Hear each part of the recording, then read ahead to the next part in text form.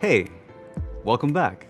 So far, we have covered common terms, frameworks, and tools that entry-level UX designers should know.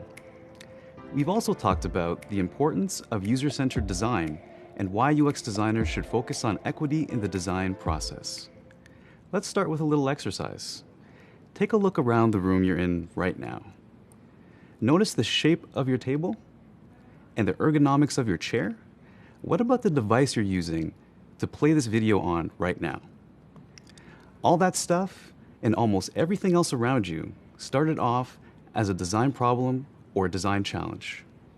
So, how does something go from a design challenge to an actual user-centered product?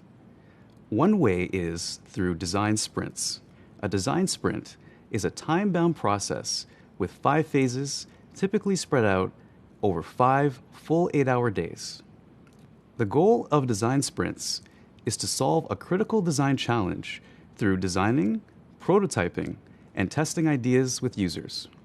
At Google, we use design sprints to answer questions, define product directions, figure out cross-team strategies, and even build team culture. For example, I was recently a part of a design sprint for Google's transparency report. The goal was to better understand how our users experience the reports. We also discussed the website's goals, values, and future vision. Design sprints generally include 5 phases: understand, ideate, decide, prototype, and test. We'll come back to these phases and investigate each one later. So, what makes a design sprint so useful?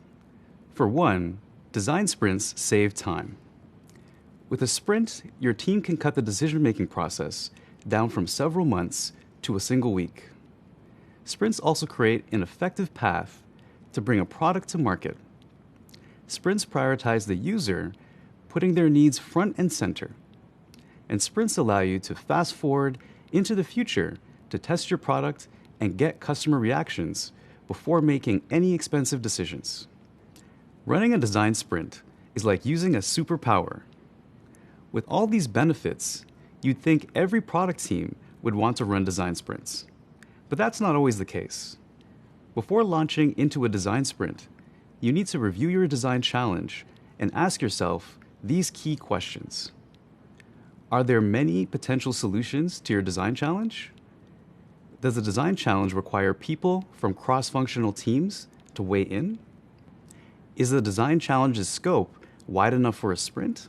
If you answered yes to any one of these questions, a design sprint might be the right move. All right, so you've got the basic idea behind design sprints down. Now you know what a design sprint is, the benefits of running a design sprint, and how to identify when to use a design sprint. Next, let's check out each phase of the design sprint process.